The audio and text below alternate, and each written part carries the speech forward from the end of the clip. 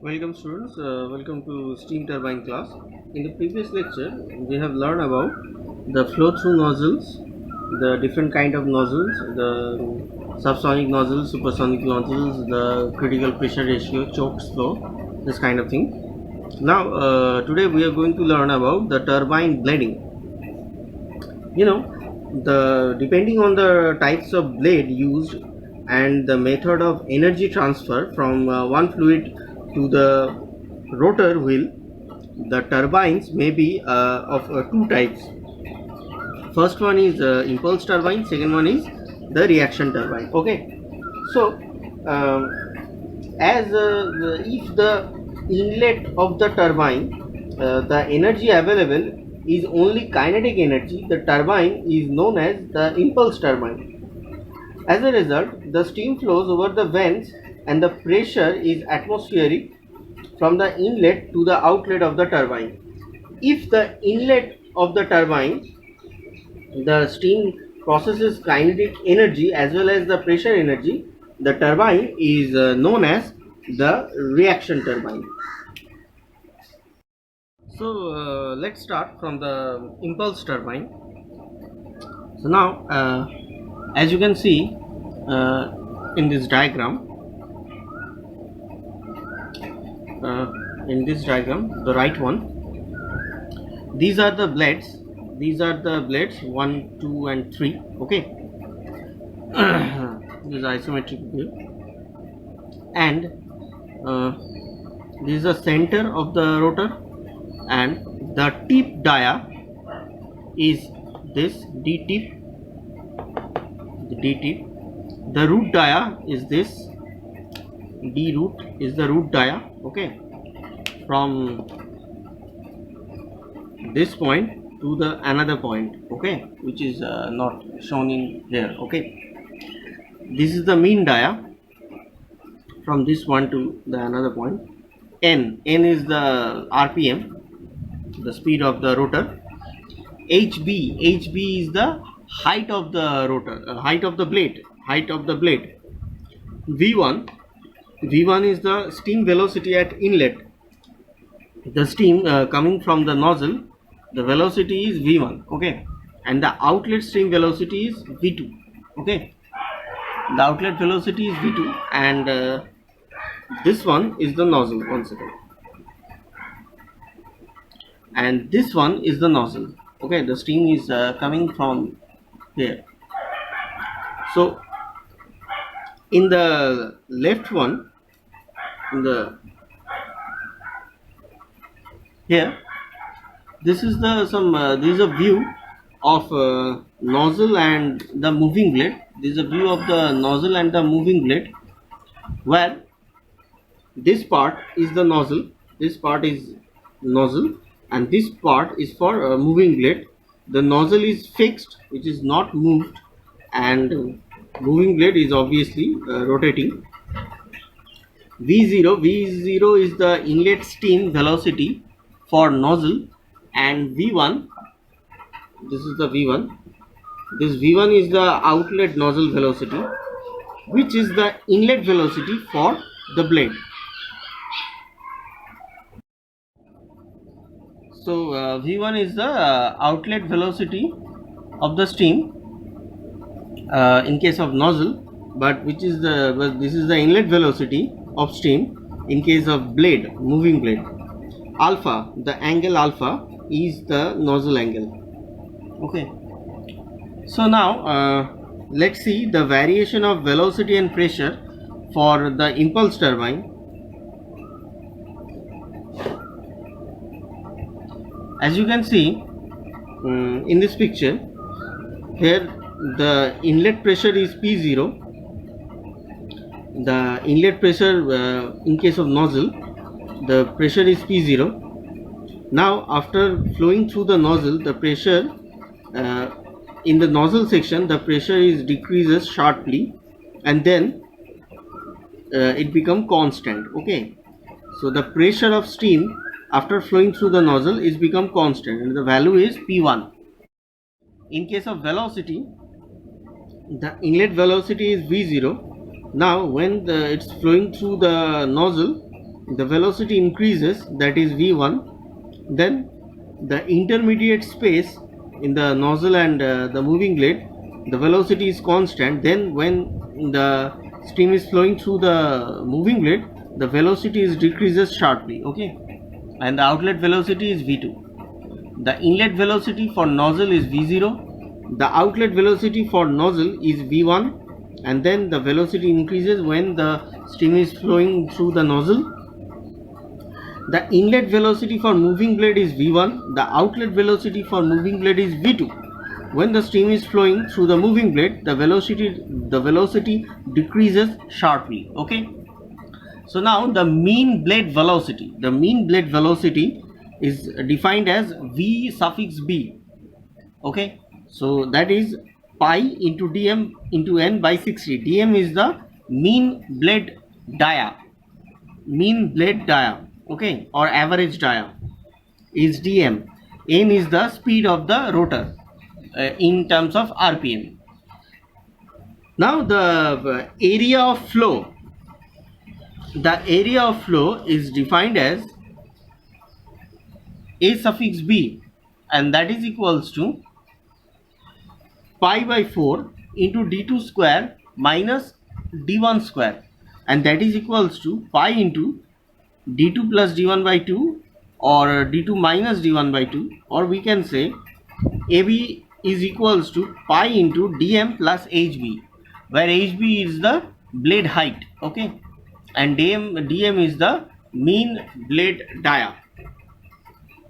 So the impulse turbine is working with a principle, that is we have to know that thing, that is the steam of the momentum of steam at inlet minus the momentum of steam at the outlet, that is blade outlet, and that is equals to the momentum absorbed by the wheel in producing the shaft work. And the absorbed momentum, according to this principle, this absorbed momentum that the wheel uses for rotating the shaft, and we get certain rpm or certain work done, okay, the rotational work done. So this is the working principle of the impulse turbine.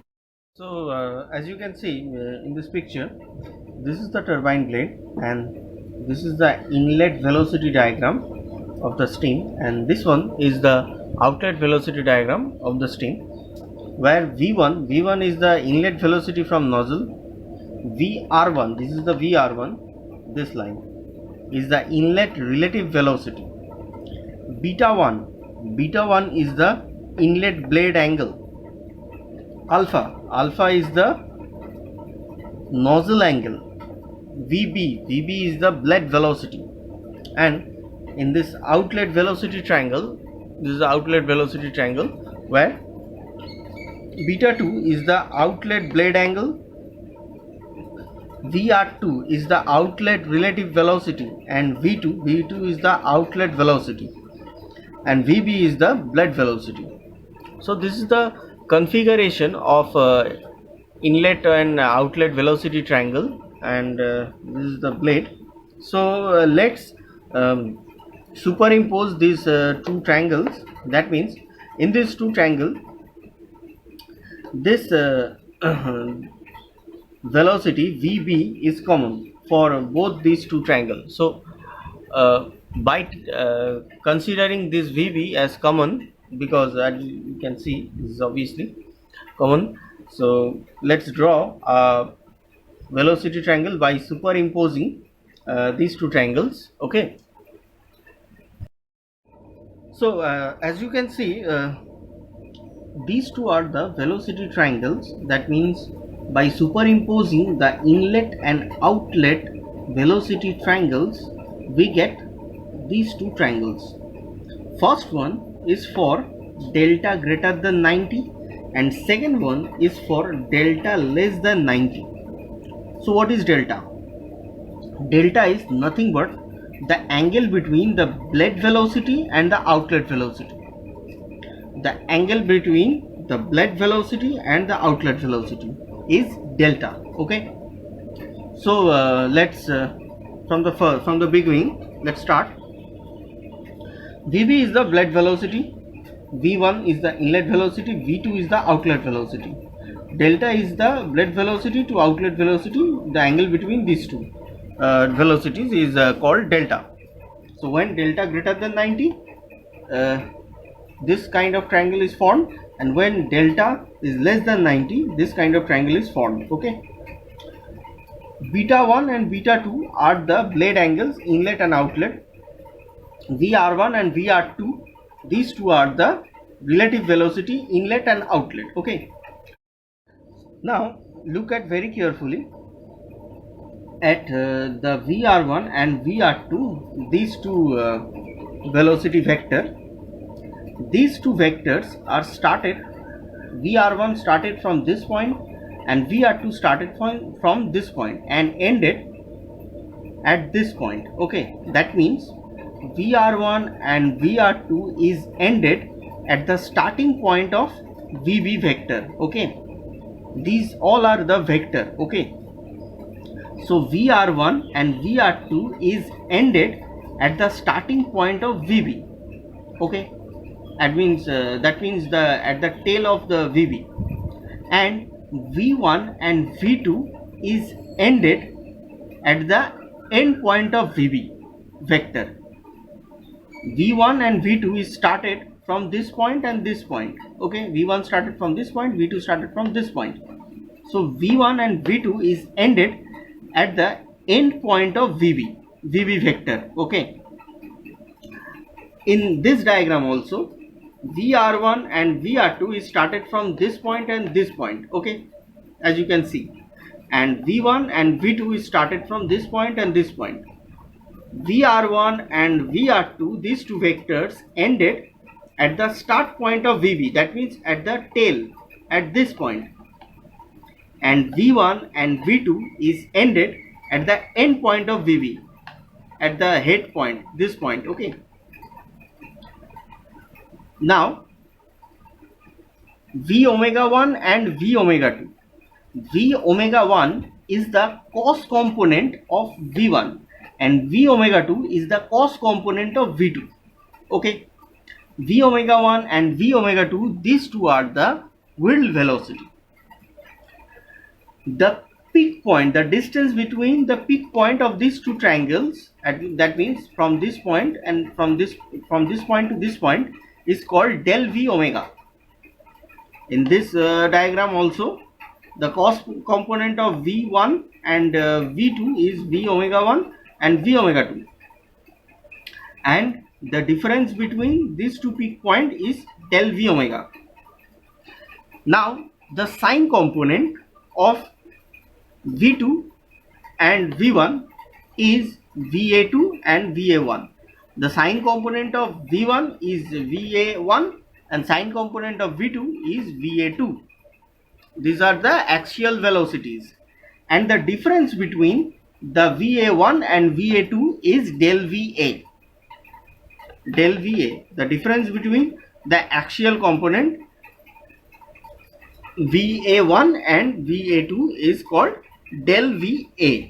Okay, so these are the velocity triangles for in case of impulse turbine. So from the triangle law, the vector triangle law, let's derive the values of beta 1, the different power, the diagram work and the blade efficiency. Okay, so let's start. Now in the velocity diagram, we have given a name, that is A, B, C and D. This point is A point, this point is B point, this point is C point and this point is D point. Okay, so now from triangle ABC, we can write V1 cos alpha, V1 cos alpha minus VB is equals to VR1 cos beta 1. Okay, so we can write this thing V1 cos alpha minus VV is equals to VR1 cos beta 1. Now again also we can write V1 sin alpha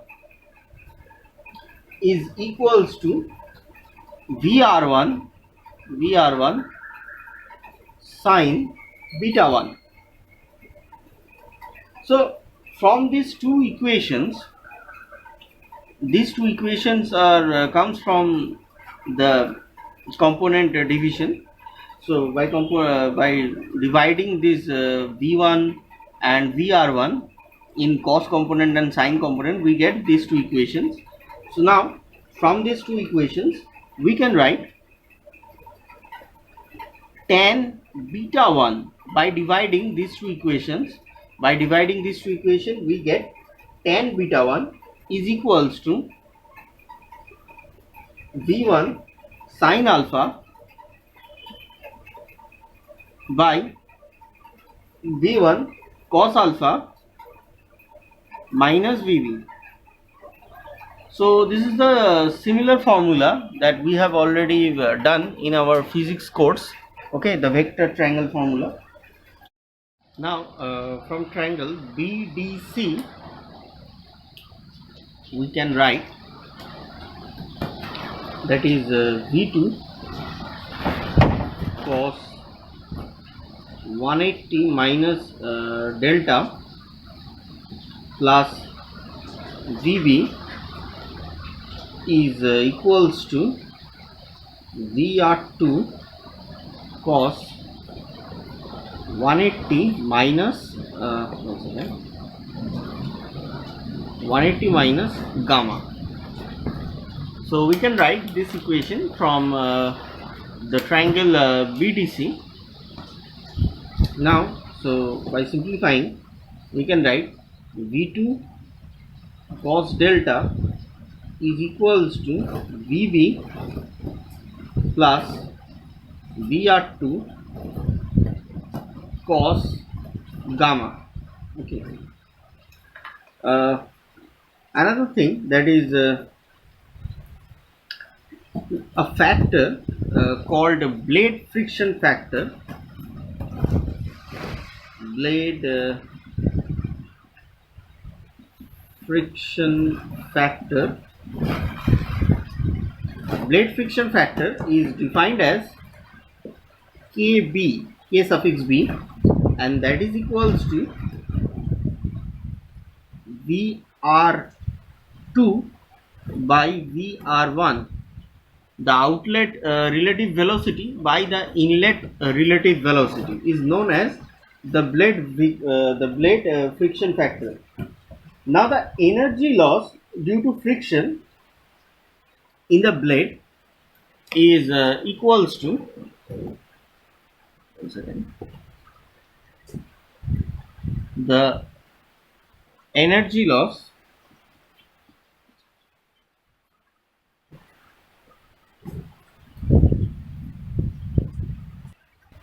now the energy loss due to friction that is equals to VR1 square minus VR2 square by 2, and the del V omega and the value del V omega.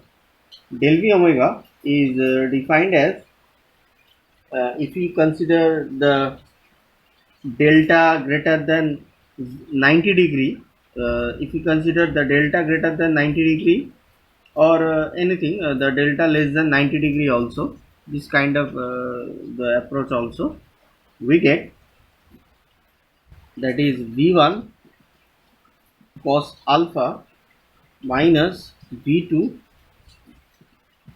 cos delta. Okay, so from this equation we can write that is V1 cos alpha minus VB minus KB into VR1 cos gamma. Okay, so we just substituted the V2 cos delta value from the first equation. Okay, so we get this expression. So now by taking common, or another thing we can do, that is by just substituting the value of VR1, we can also substitute the value of VR1. Now by substituting the value of VR1, we get V1 cos alpha minus VB minus KB is the blood friction factor, into V1 cos alpha minus VB by cos beta 1 into cos gamma. The value of VR1, that means this value, is comes from the velocity triangle. Okay, the triangle ABC. So we can write, that is V1 cos alpha minus VB into 1 minus KB into cos gamma by cos beta 1.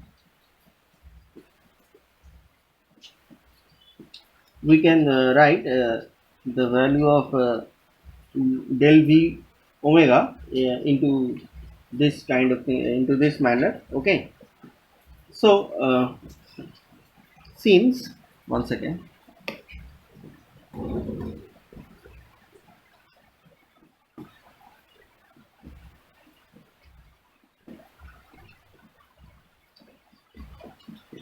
since the value of gamma is equals to 180 minus beta 1, so we can write cos beta 1 is equals to cos gamma is equals to cos beta 1 minus cos beta 1. Cos gamma is equals to minus cos beta 1. So we get del V omega is equals to V1 cos alpha minus VB into 1 plus KB. This is the value of del V omega, V1 cos alpha minus VB into 1 plus KB. Okay. Another way we can find out the value of del V omega, that is del V omega is equals to, that is VR1 cos beta 1 plus VR2 cos beta 2, that is equals to VR1 cos beta 1 plus KB into VR1 cos beta 1, and that is equals to VR1 cos beta 1 into 1 plus KB. So now the value of VR1 cos beta 1 is V1 cos alpha minus VB, so into 1 plus KB, that is equals to del V omega. This is the another way we can get the same result as the del V omega. So to find out the tangential thrust and the axial thrust and the diagram work and the efficiency, we need this del V omega value. Okay, so now if the blade angles are symmetrical, that means beta 1 is equals to beta 2, we get the tangential thrust or tangential thrust PT is equals to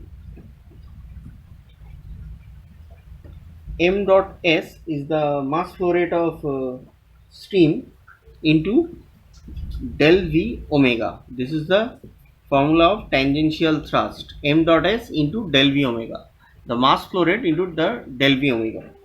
Now the value del Va is the difference of the axial velocity component. Del Va value is Vr1 cos sine beta 1, Vr1 sine beta 1, because it's the sine component, minus Vr2 sine beta 2. So now the axial thrust, the axial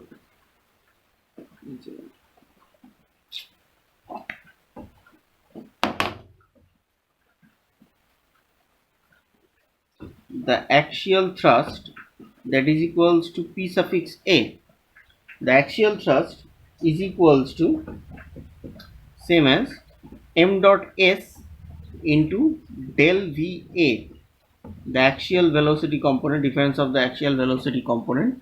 This is the value of axial thrust. Now the diagram work, the blading work or diagram work, the blading work or the diagram work,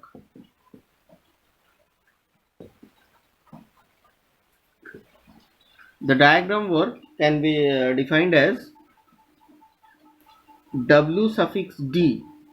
The diagram work is defined as W suffix D, that is equals to the tangential thrust into the blade velocity, or we can write the mass flow rate into del V omega into the mean blade velocity. Okay, so this is the value of diagram work or the blading work. The energy input to the blade is the kinetic energy of jets, that is the steam jets. So the kinetic energy of the steam jet, we can write the kinetic energy of a steam jet, uh, we can define as E suffix S, that is equals to, we know that the formula of the kinetic energy, that is half mv square. So half into mass flow rate into V1 square. V1 is the inlet velocity of steam that comes from the nozzle. So this is the expression for the kinetic energy. Now the diagram efficiency or blading efficiency, the blading efficiency, so we can write the blading efficiency or diagram efficiency as eta d, that is equals to the net work done on blade, that means the diagram work by the kinetic energy E, the diagram work to the kinetic energy of steam. So we can write that is m dot s into del V omega into Vb by m dot s into V1 square by 2, this thing. Okay, so the expression of diagram efficiency or blading efficiency becomes eta d is equals to 2 del v omega into vb by v1 square. 2 del v omega by vb into d1 2 del v omega into vb by v1 square. Okay, so this is the expression for diagram efficiency or blading efficiency. Now to find out the maximum efficiency, we have to calculate the optimum velocity ratio. Okay, to find out the maximum efficiency, we have to calculate the optimum velocity ratio. So let's substitute the value of del v omega. So we get, by substituting the value of del v omega, we get v1 cos alpha minus vb into 1 plus kb into vb by v1 square. Okay, so this is the expression. By substituting the value of del v omega, we get this expression. Okay, so now we can write 2 into vb square into v1 cos alpha by vb minus 1 into 1 plus kb by v1 square. So we can write the efficiency, blading efficiency or diagram efficiency, whatever, in this fashion. Okay, now let the velocity ratio rho is equals to vb by v1. The velocity ratio rho equals to vb by v1, vb by v1. So by substituting the rho in the eta expression, we get eta d, diagram efficiency or blade efficiency, is equals to 2 rho square into cos alpha by rho minus 1 into 1 plus kb. Or we can write, that is 2 into rho cos alpha minus rho square into 1 plus kb. Okay, so now to find out the maximum efficiency, we have to first find out the optimum value of rho. Okay, so to find out the maximum efficiency, we have to first find out the optimum value of rho. So to finding out this thing, we have to differentiate the eta or efficiency with respect to rho. Okay, so let's differentiate the efficiency with respect to rho, because except the value rho, everything is constant here. Okay, so d eta by d rho, by differentiating eta value with respect to rho, we get, that is 2 into cos alpha minus 2 rho into 1 plus kb. Okay, we get this value. So now we just equating. Now we are going to equate this expression with 0 is equals to 0. So we get the value of rho or optimum value of rho, that is equals to cos alpha by 2. So this is the optimum value of rho. So by equating this above equation with 0, we get the optimum value of rho. Okay, so now let's substitute this optimum value of rho to the efficiency equation. We get the maximum value of the efficiency. So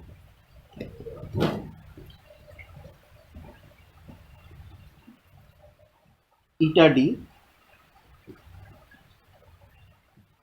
max, we get 2 into rho cos alpha. So we can write cos square alpha by 2 minus rho square. So that means cos square alpha by 4 into 1 plus kb. Okay, or we can write that is 1 plus kb by 2 into cos square alpha. This is eta d max, the maximum efficiency value. Okay, now due to friction in blades is very small, the energy loss due to friction in blade is very small, so we can simply assume that the value of kb, we can assume the value of kb is nearly equals to 1. So by substituting the value of kb is nearly equals to 1, we get the eta d, the blading efficiency, the maximum blading efficiency or diagram efficiency, we get that is equals to cos square alpha when the kb or blade friction factor is 1. So now in this lecture we have learned about what is turbine, what kind of turbine is uses in the steam turbine. In this lecture we have learned about the steam turbine, the basics of steam turbine, the types of steam turbine, that is reaction turbine, impulse turbine, and we have also gone through the details of impulse turbine, the velocity diagram we have drawn, how to draw the velocity diagram. We have learned this thing, how to find out the tangential thrust, axial thrust, diagram efficiency, diagram work, this kind of thing. And we also find out the maximum efficiency of the in case of the bleeding efficiency, the maximum bleeding efficiency, and that means the maximum turbine efficiency, this kind of thing. In the next lecture we will learn about the velocity compounding, the pressure compounding, the reaction turbine, this kind of things. Okay, thank you.